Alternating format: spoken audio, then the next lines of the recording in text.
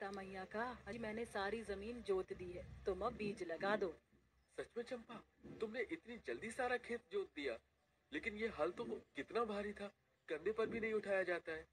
अरे भाई मदन, लगता है तुम भूल रहे हो। हमारा गांव लंबे बाल वाला गांव है और हमारी लुगाइयों के बाल घुटने से भी नीचे लहराते हैं।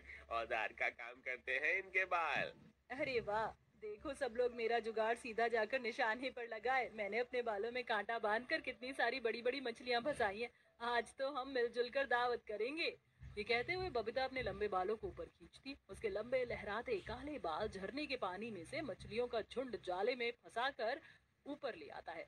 मछलियों से भरा जाला फटने को था, इस बात से ये पता लग रहा था कि जाले का वजन कितना ज्यादा था। वहीं दूसरी तरफ पेड़ के नीचे डाली पर से मोहिनी अपने लंबे बालों से पेड़ की सूखी डाली तोड़ रही थी।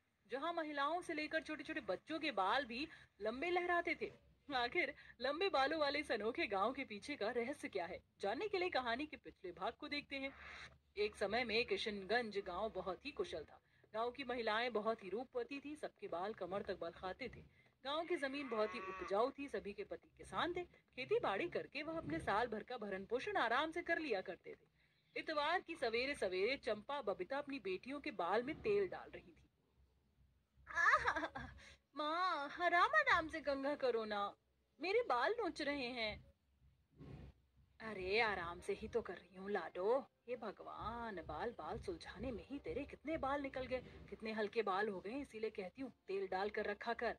अरे चंपा, मैं तो मेरी सोनी के बाल तेल में चुपड़ कर रखती हूँ, फिर भी इसके बाल झड़ रहे। और मेरे भी, जब से पोखर का पानी खारा हुआ है हमारे गांव की सब औरतों के अच्छे खासे बाल हल्के हो गए हैं।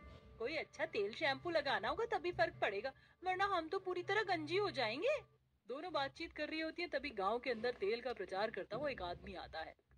तेल ले लो, तेल एक शीशी लगाओ और बाल झड़ने की समस्या से निजात पाओ। 100 रुपए में 2 बोतल तेल, एक पे एक फ्री। आ जाओ बहन जी, ले लो तेल ले लो। गांव की सभी औरतों की नजर उस आदमी के लंबे काले बालों पर टिक जाती है। सबका मुंह खुला का खुला रह जाता है। अरे चंपा, देख रही है, इस आदमी के बाल तो नागिन की तरह बलखा रहे हैं। चल हम भी तेल खरीद लेते, मुझे तो बड़ा फायदेमंद लग रहा है। और 100 रुपए कोई महंगा भी नहीं है, बड़ा सस्ता है।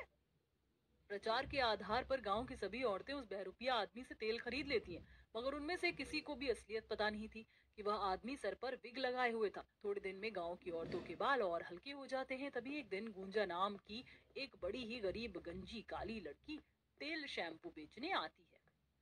तेल शैम्पू ले लो रीठा, गुड़हल शिकाकाई का बनाया तेल शैम्पू ले लो। बहन जी, तेल शैम्पू ले लीजिए, 1 महीने में ही आप लोगों के बाल गारंटी के साथ लंबे और घने कर देगा। उस गंजी काली लड़की को गांव के अंदर तेल शैम्पू बेचता देखकर सभी औरतों का गुस्सा उस बेकसूर पर भड़क जाता है।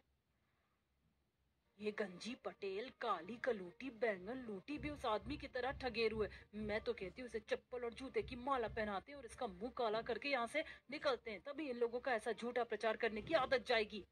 सभी औरतें उसका मुंह काला करके जूते की माला पहनाती हैं और पत्थर मार मार कर गांव से भागने लगती हैं।